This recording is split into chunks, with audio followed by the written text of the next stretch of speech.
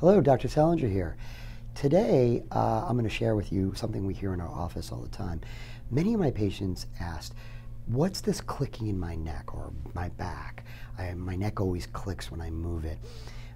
The clicking sound is called crepitus, and there are 4 causes of the crepitus. One, in the spine, for instance, we have joints called facet joints. When there's a buildup of pressure in those joints, gases can release over time, and that makes a clicking sound.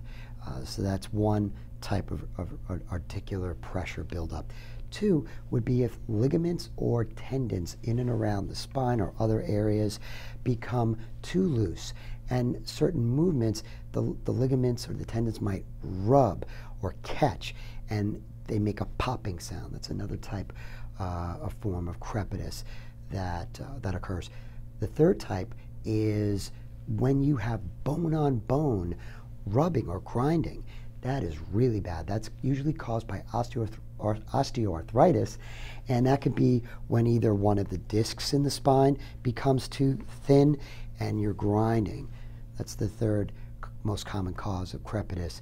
The fourth cause of crepitus is something that we call a subluxation in chiropractic. A chiropractic subluxation refers to when a bone in the spine, in the neck or the back, is not moving that well, lost its function, ability to move well, and it causes other bones in the spine to move too much. And when those bones become hypermobile, that can also cause crepitus. Now, crepitus, or that clicking, if it occurs occasionally, it's usually not a big deal.